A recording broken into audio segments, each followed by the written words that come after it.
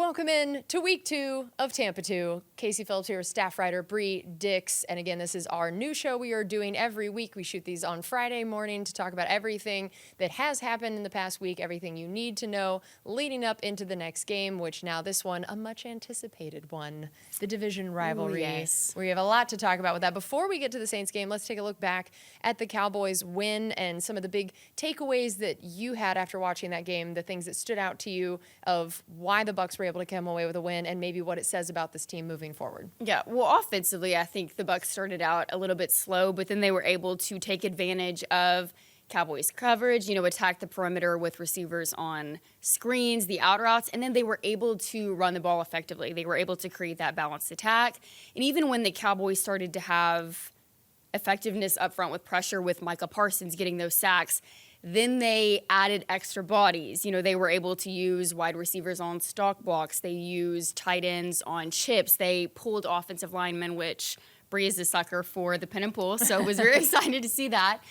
And, of course, Leonard Fournette just was able to take advantage of the creases, hit the holes, hit top speed instantaneously. And then defensively, I think it was encouraging to see so many players have a big day. It wasn't just Devin White. Yes, he led the team in tackles. He got 2 sacks. Absolutely was a menace in the interior. But you had Anthony Nelson getting a sack. You had Vita Vea getting a sack. Antoine Winfield Jr. in his first game kind of exclusively playing that nickel position, he got an interception. So I think we were able to see kind of that rotation that we saw in training camp and kind of keeping legs fresh throughout the game, and I think that's going to help the Bucs throughout the duration of the season. Yeah, I agree. It's a win is always a win in terms of what it counts as in the record. The way you win, I think, really can make a difference in what you think about yourself, the confidence moving forward, what you can tell about a team, and the fact that it was, here's the Cowboys who were the top scoring team in the league last year. You hold them to 3 points. You hold Dak to under 50% completion rate for just the 4th time in his career. And you're forcing sacks and turnovers and so few yards. It's just, that's got to be such a confidence booster. And then to, on the other side, be running the ball so effectively. Yes. That's every team's dream is to run the ball well and play defense really well, and then when you can have some both long of those bombs together, as well as the icing on the cake. That's the most complete way you always want the game plan to go, and I'm sure it's going to end up being exactly what we want the game plan to be this next week against the Saints. So speaking of that, what would you say now are the keys to the Saints game to get a victory? How much does it need to mirror that Cowboys game? How are these teams similar, different, the ways that it's going to say, yeah, we need it to be a similar game plan or not? I think it's going to come down to discipline and winning the battle in the trenches because, it's no secret that the Saints have had the Bucs number in recent years, but I think the things that have plagued and caused the issues for the Bucs, as Tom Brady alluded to yesterday in his media availability, is the penalties, the turnovers, and those are things that they have to clean up. They have to be able to win on 3rd down. They can't turn the ball over, and you've got to win the battle up front, and that's going to be what the offense is based off of, going to be able to get the run game going like they did against the Cowboys, and that's something that they're going to need to do against the Saints team because the Saints are a lot like the Bucs in the way they're designed to force teams to be one-dimensional. They've had one of the best run defenses in recent years. Granted, the Falcons gashed them on Sunday. Cordero Patterson had over 200 yards, was able to get north and south. So I think being able to get all of those things together and be able to have both a run and pass against the Saints is going to be a key. Yeah, I think it's interesting how it feels a little bit like the things that will need to happen are a little more precarious this week as compared to last, where you need to get that run game going. So you look at the Cowboys and you feel great about that, except now Leonard Fournette's on the injury report. Yeah. And what's that going to look like? You have almost your entire receiving core on the injury report. I think you and I might have to suit up. You never know. There's a chance. So I think, looking at how the wide receivers are banged up, and then, of course, now Donovan Smith, we don't know his situation as well. And so when you're right, I think also for me, one of the biggest keys is going to be just keeping Brady upright, that he has been sacked too many times in these other matchups against the Saints. And then, therefore, also, I think that can lead to some of those turnovers, that if he's rushed, if he's feeling that pressure, and some of those fumbles, things like that. So the turnovers, to me, are going to be pretty linked in some ways to, can you keep him upright, give him time? Yes. And now, is that going to be Josh Wells having to take that on? And if you're going to make him go one-on-one against a lot of these guys, I think that's going to be rough. So I actually think that instead of it even just saying it's up to the offensive line, I really am going to be watching guys like, your running backs. Are they going to be able to help out on some of those things? Even a guy like Kokieft, who apparently now is also a little bit of our fullback, which I enjoy. Yes. Mike Allstott's somewhere going, wait a minute, we got a fullback sort of out there.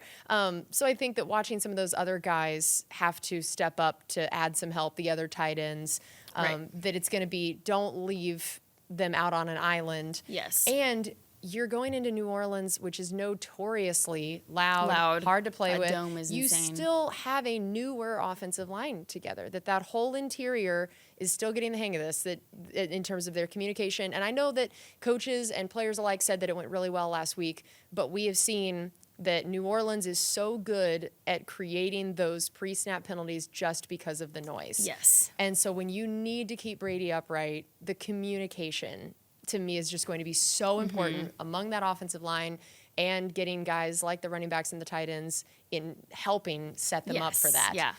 So what do you think in terms of all those guys on the injury report? I mean, that's the story of the week, right? Especially since it was almost exclusively offensive guys. What do you think are the most concerning ones on there, and who are the different people that might have to step up depending on who is and isn't going to be able to go? I think for me, it's the receiving core. I mean, you had obviously Chris Godwin's dealing with the hamstring injury, hasn't practiced, but you also have Mike Evans, who downgraded, didn't participate in practice you never want to see yesterday. that downgrade. You had Julio Jones, who didn't participate yesterday. So I think this could be, depending on what their situations end up being, a big game for a guy like Cam Braid, a big game for potentially Rachaad White, getting him more involved in the passing game, whether it's a jet sweep, a screen, getting some of that continuity going. Because one of the things that happened against the Cowboys was, when their run game was successful, well, then Mike Evans was able to take advantage of those one-on-one matchups on the outside, which led to the incredible catch, hanging up in the Louvre. Already hanging so up in the building. So I think that's going to be one of the major things that I'm looking at it in this game is, okay, how can the Bucs offset if those guys aren't able to go? What does this team look like, and how are guys able to step up and rally around the guys that aren't there? Yeah, I think that's an interesting point. Rachaad White, I'm actually, a shameless plug, going to have him on my radio show on Monday, because I felt like this was a game that it was going to be important. It's not that I don't think Lenny will go. I mean, at the time we're recording this, we don't know. There's still a Friday injury report to come out. So we still have one more day to find out on that injury report what that'll look like. But it's not that I think Lenny won't go. It's that I think maybe you don't feel like you can run him as many times and have the same bulk of carries, and that maybe you want his time to be out there really running and not blocking as much, even though we saw, shout out to him on Micah Parsons, heck of a block there. Pancake block. Pancake Lenny. Yes. So I think that you will need to see, and that's always the biggest challenge for rookie running backs is, are they ready to pass block? Are they ready to pass protect? And so I think that this will be an important game to see not only what Rachaad White can do, maybe get him a little more involved in the running game. Is he ready to help protect as well? And the wide receiver part's going to be interesting because, of course, Chris Godwin, you like having in there. He can play anywhere, but some of that slot contribution. And if this is a game where you want to get it out of Brady's hands quickly, if maybe the offensive line or, we know that they've been able to get to him in the past, so you're trying to get out of his hands quickly. Yeah, so who's going to be that intermediate target? Is it Russell Gage being thrown in there? And he's been on the injury report this week. It's just like, oh my goodness. So are you having to put in a Scotty Miller who didn't see action last week, or another guy, Brashad Perryman, who now also is on the injury report. So I think that's going to be really interesting to see how all those guys can try to help get it out of Brady's hands more quickly. And I mean, I love, again, Julio Jones on the injury report. But last week, the fact that you are using him in jet sweeps and deeper balls, I think that's so cool to keep the defense honest as well.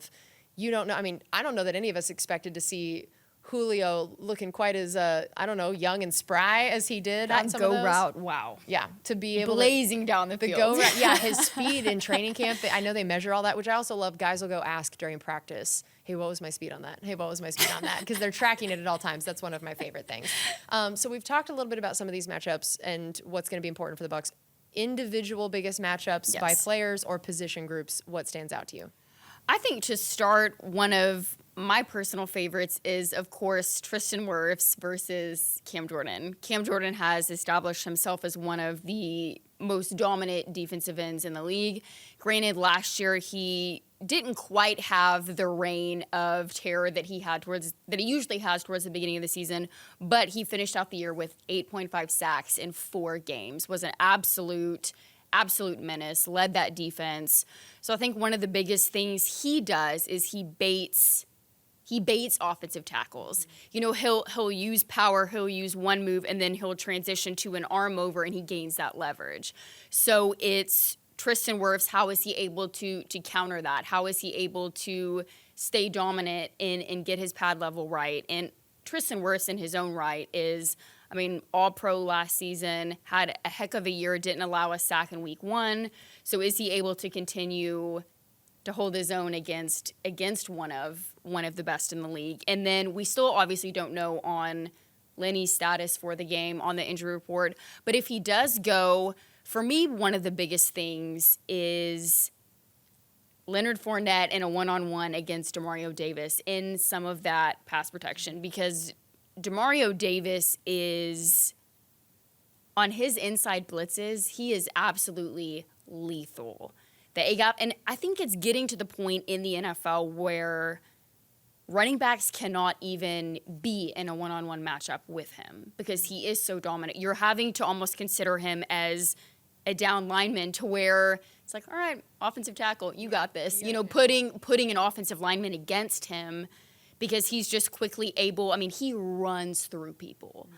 And so, and that's one of the reasons why those sack numbers over the previous 4 years have been so high on Brady, is because of Demario Davis. Right. So, okay, who is going to step up to be that chip? Who's going to be the guy that picks up those blitzes? Because you're not always going to be able to get an offensive lineman on him. Mm-hmm. So who is that going to be, and are they going to be able to handle that? Because he has the capability of absolutely wrecking a ball game. Yeah, I agree with that. I think it's hard for me to pick an individual player on this. I'm more thinking of just Bucs secondary at large, but maybe I'll go with a Carlton Davis, because, I mean, man, it'll be interesting to see who all matches up against who in what ways in that secondary, especially now that we know that Antoine Winfield Jr. is looking more like a corner than a safety at this point. And I just love how Bowles throws so many things out there, and you never really know what's going to happen. I mean, there's all of a sudden a play where Mike Edwards is looking like he's lining up next to Levante as a linebacker, and then they're dropping their outside guys, and you're just like, I can't imagine trying to game plan for a Todd Bowles defense where you're like, literally they all play at any position at any point. But when you look at Michael Thomas, Jarvis Landry, Chris Olave, and you know that you have Jameis Winston, who can make a lot of plays, but he can make mistakes, and he has not been as mistake prone since joining there. Tampa, And are you able to force him into some of those throws? Mm-hmm. That was what got Antoine Winfield that interception, that he waited for it, he baited it a little bit. Mm-hmm. Can you do that with a Jameis Winston while also staying honest in your coverage on these guys that are they can slice and dice you a little bit. So I think that a Carlton Davis for me is going to be a big one, but just the Bucs secondary overall, how they match up against these different weapons, how well can they maybe try to force Jameis into some things that he doesn't want to do. I think that's going to be a big one. And then I'm also just excited to, and maybe this is kind of going into our other topic we were going to talk about, potential breakout star of the game. Yes, let's hear it, Casey. So this is my next one, and I feel like this is going to be maybe not so much a sleeper pick, and it's not even breakout because he's been in the league forever, but Akeem Hicks. I'm like just changing the whole dynamic of the question. But I am just really excited to see what Akeem Hicks does in this game. Yes. He was drafted by the Saints. His time there, I don't think, ended how he would have really loved. And I know that players will always say things like, oh, it's just another game, blah, blah, blah, blah, blah. I never buy it. Though? I never buy it. Every time a guy says that, I'm like, liars, all of you. I feel you cannot turn off your emotions completely. Yeah. And I have to imagine that, first of all, the whole team, I think, is going to have, if you've been with the Bucs any time at all, some extra emotion when you play the Saints of like, I am tired of this storyline that the Bucs cannot beat the Saints in the regular season. They are all tired of it. You heard it over and over this week. That they even were saying, yeah, it's not even a rivalry because we haven't won enough to make it a rivalry. That they are so tired of hearing about this. So everyone, I think, is going to have a little extra emotion going into the game. And then Akeem Hicks, an old team, I feel like I really want to see him get in there, blow up that pocket some, and we haven't even mentioned Alvin Kamara because we don't even know for sure what his status is. So that was nice of him to try to even out the injury report situation a little bit for us. He's been dealing with a rib thing, but if he's in there, I mean, man, he's been a Bucs killer as well. Yes. So I want to see Akeem Hicks get in there, blow up some run lanes if Alvin Kamara is the guy in there, maybe especially, get that pressure right in Jameis's face to try to make some of those extra plays. I think Akeem Hicks could be one of those guys that is a big difference maker this week. What do you think? This is absolutely hilarious because I was on the exact same wavelength as you. So I didn't go with Akeem. I'm going to go with Vita Vea. Love it. And the two guys in the middle. But, I mean, you look at what the Falcons were able to do against the Saints last week. They had 4 sacks, and 1.5 of those came from Grady Jarrett through the interior. So whether or not it's their defensive line has improved that much or there's a weakness for the Saints, but either way, I think Vita is a guy that is going to exploit whatever weakness is there. I mean, he's a guy that can push the pocket on those bull rushes. And I mean, the coaches even said during the offseason that this is a guy that is on the field for 3 downs. This is rare for a nose tackle, a man of his size, but he is out there on those clear passing downs, and it's because of his pass rush ability. And so they said we want to be able to see those sacks, and hey, he's on the right track, got one last week. So I think this could be a big game for him. Yep. All right. I think this is going to be a fun one. We know the Bucs are very ready for it, very excited about it, and ready to put these storylines to bed about these regular season matchups against the Saints. So that's going to do it for us on this edition of Tampa 2. Thank you guys so much for joining us, and we will be back here next week.